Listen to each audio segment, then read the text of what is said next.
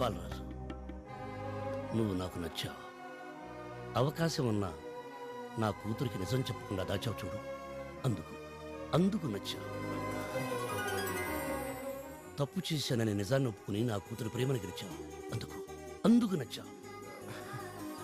సంపాదిస్తే డబ్బు వస్తుంది, కష్టపడితే పేరు వస్తుంది. నేనెంత వెతికినా ఇలాంటి మంచివాడు నా కూతురికి భర్తగా, నా కలుడిగా దొరకడం.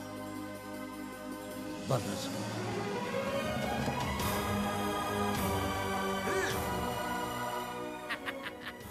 మామ మంచు, అల్లుడు కంచు అనిపించారు. ఇంత మంచిగా ఆలోచించే నువ్వు 2 పెళ్లిళ్ళు చేసుకొని అంత పెద్ద తప్పు ఎలా చేసావు నాయుడు? తప్పు చేయలేదురా, తప్పక చేశాను. సూర్యకాంతం నా మరదలు. నాకు ఆమెంటే ఎంతో ఇష్టం. ఆమెకు నేనంటే ప్రాణం.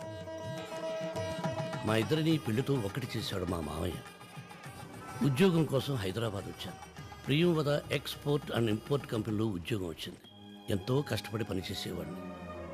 అది చూసి ఆ కంపెనీ చైర్మన్ హరిప్రసాద్ గారు నేను ఎదగడానికి ఎంతగానో సహకరించేవారు.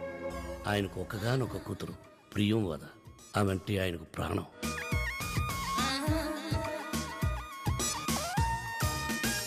ఒకరోజు ప్రియంవదకి ఆరోగ్యం బాగోలేదు, అర్జెంటుగా హాస్పిటల్కి రమ్మని నాకు ఫోన్ చేశారు. తీరా అక్కడికి వెళ్లేసరికి ప్రియంవదకి లుకీమియా క్యాన్సర్ అని చివరి స్టేజ్లో ఉందని చెప్పారు.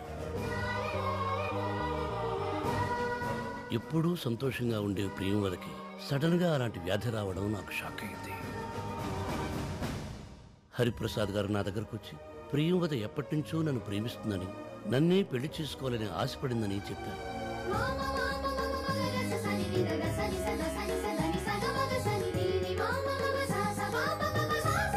సుమంగళిగా చనిపోవడం ప్రియంవదికి చివరి కోరికను కూడా చెప్పారు.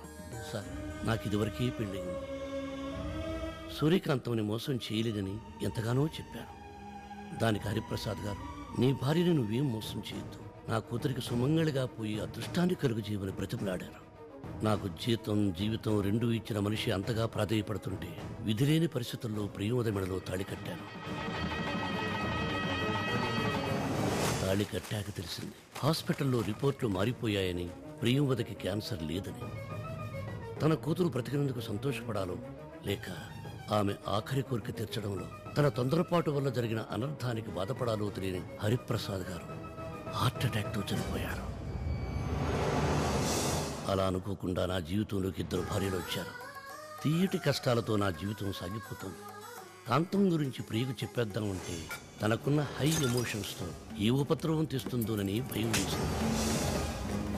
కొన్ని ప్రియ విషయం కాంతానికి చెబుదామంటే నేను మరో పెళ్లి చేసుకున్నానని తెలిసిన మరుక్షణం తను గుండాకి చనిపోతుంది. ఇలాంటి పరిస్థితుల్లో నిజం చెప్పి ఇద్దరినీ బాధ పెట్టడం కన్నా వాళ్ళని సంతోష పెట్టడానికి నేనేం చేసినా కరెక్టే అనిపించింది. నన్ను నమ్ముకుని వచ్చిన కాంతాన్ని కష్టపెట్టకుండా, కష్టం అంటే ఏంటో తెలియని ప్రియంవదని కన్నీళ్లు పెట్టకుండా చూసుకుంటున్నాను. నాయుడు, నిజం తెలిసాక నీ మీద గౌరవం పెరిగింది. అరే, అంత బాగానే ఉంది కానీ ఆ కొండారెడ్డి గారికి అప్పు కట్టకపోతే నన్ను కట్టేసుకొడతాడు రా. కట్టమని అడగరా బాబు. ఏంటి అల్లుడు, తండ్రి కొడుకుల గుసగుసలు? అదే ఏం లేదండి. ఏముంది, పెళ్లి ముహూర్తాల గురించి దాని గురించి మాట్లాడుకుంటున్నాం. ఈ పెళ్లి సుఖంగా జరగాలంటే సూర్యకాంతానికి ఈ రహస్యం తెలియకూడదు.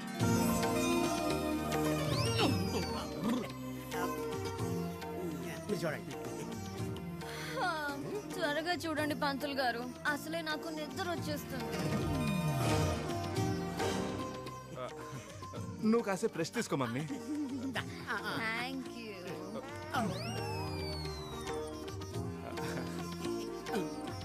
జాతకాలు కలిసే కానండి ఎక్కడో చిన్న మెలిక్ కనబడుతుందమ్మా. అబ్బాయి తండ్రి మీరేగా? యా, నేనే. మీ జాతకం ఇవ్వండి. జాతకం ఇప్పుడు వీడి జాతకం చూస్తే అసలు జాతకం బయటపడుతుంది. పంతులు గారు, అయ్యా, మీరు ముహూర్తం పెట్టడానికి వచ్చారా, జాతకాలు చూడడానికి వచ్చారా? ఆల్రెడీ ఫిక్స్ అయిన పెళ్లి. మంచి ముహూర్తం డేట్ చెప్పండి చాలు. అయిందా? ఒక్క నిమిషం వదిన గారు, ముహూర్తం టైం అని పడుకుందరు గాని.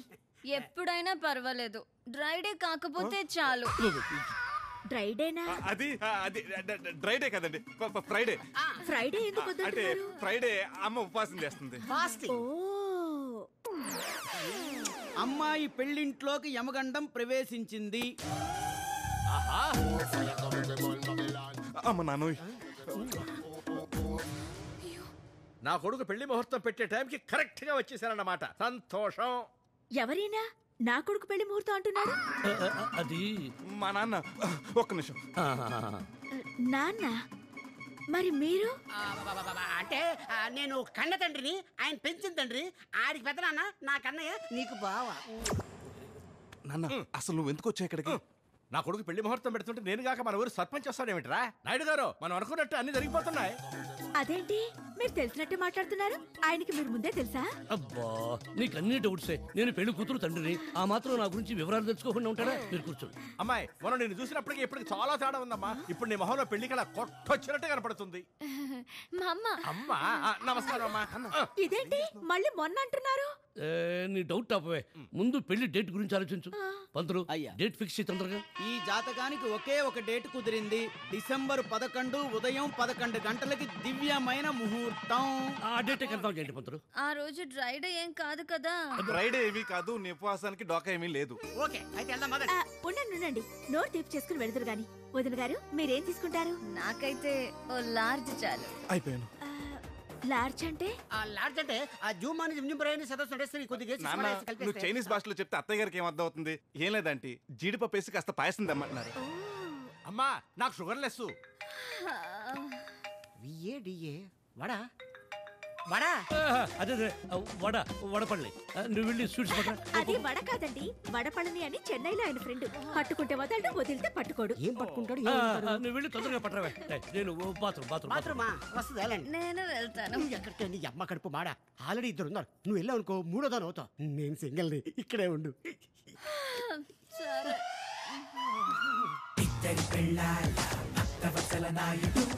Hello Priyamvada darling. ఫోన్ తీయడానికి ఇంతసేపా? ఎక్కడున్నారు? బెంగళూరులో బాత్రూమ్ టెల్స్ బిజినెస్ మీటింగ్ లో ఉన్నాడు డార్లింగ్. అబ్బా, అంతకంటే ఇంపార్టెంట్ మీ కొడుకు పెళ్లి. Very good news. మంచి ముహూర్తం చూసి ఫిక్స్ చేసేద్దాం. ఆల్రెడీ అన్నయ్య గారు నేను పంతులు గారితో మాట్లాడి డేట్ ఫిక్స్ చేసేసాం. ఎప్పుడు? డిసెంబర్ 11 ఉదయం 11 గంటలకి. Very good date. డిసెంబర్ 11 ఉదయం 11 గంటలకి, గురువారం, షిరిడీ సాయినాథన్ రోజు. Very good darling.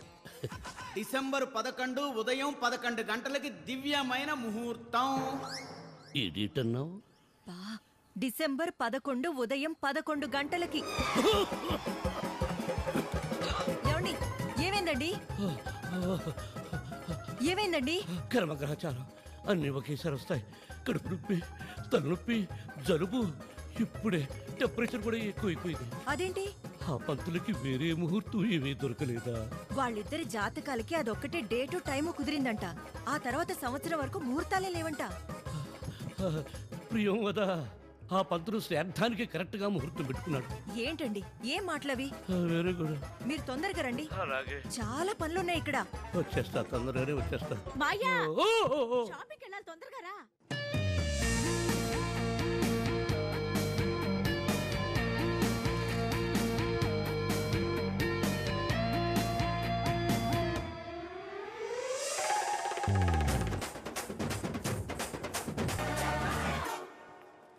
ఆ బ్లూ బాగుంది కదా?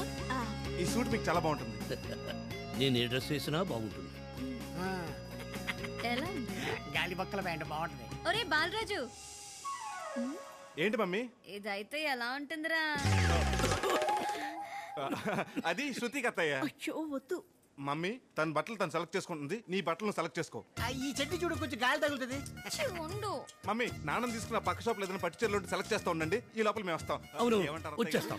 వెళ్ళండి వెళ్ళండి. Okay okay okay, come on baby. చూసారా, అన్నయ్య గారికి ఈ వయసులో కూడా భార్య అంటే ఎంత ప్రేమో. కరెక్ట్. మన ఇద్దరులాగా.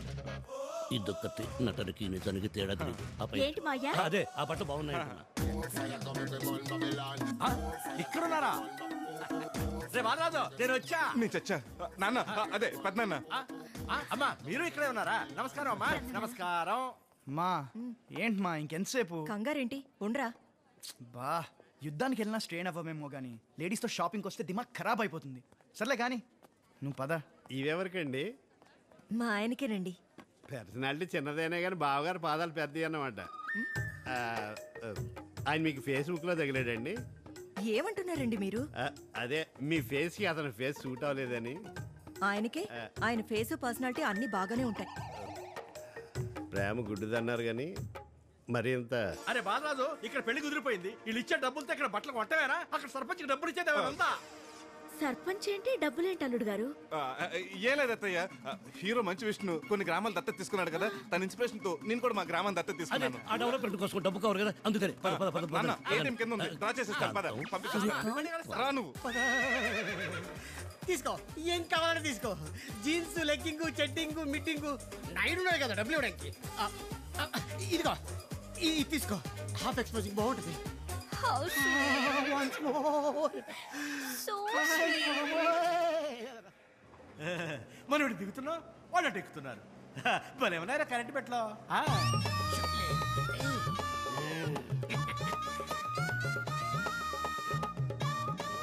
సైకిల్ కరెక్ట్గా ఉంది. ఈ బొమ్మకేంటి కళ్ళు లేవు, జుట్టు లేదు. And you?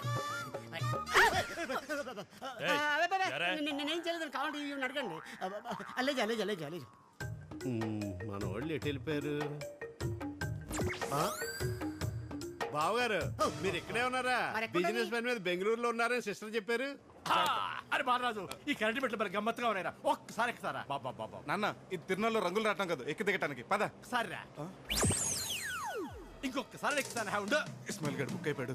ఎవడే నువ్వు? కడుపుకి రైస్ తింటున్నావు, గ్రాస్ తింటున్నావు. అదేంటి పుసుక్కుని అలా అనేసారు? లేకపోతే కొడుకు పెళ్లి ముఖ్యమా, బిజినెస్ ముఖ్యమా? అది మీరు తేల్చుకోవాలి. Good morning sir. Good morning, good morning. బాగానే కవర్ చేశాను కదా. కవర్ ఏంటి? అంటే ఇక్కడ బట్టలు కొంటే కవర్ ఫ్రీగా ఇస్తారు. ప్రతి షాప్ లోని కవర్ ఫ్రీగానే ఇస్తారు కదా. ఇంతకీ ఇతను ఏమవుతాడు? ఇతను దారిలో ఎదురవుతాడు.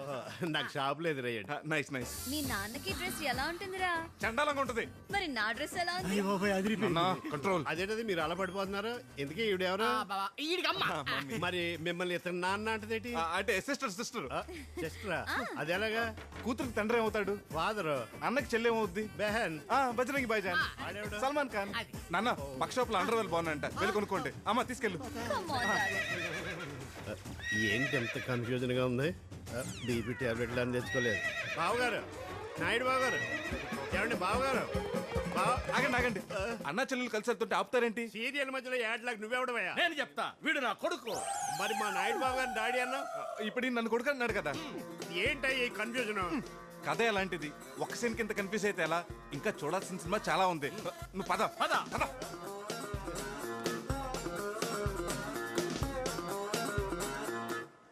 డాక్టర్ గారు, కన్ఫ్యూజన్ ఏమన్నా మందు ఉందండి? బ్రాందీ అండి, నాకు ఇష్టమైందని చెప్పారు.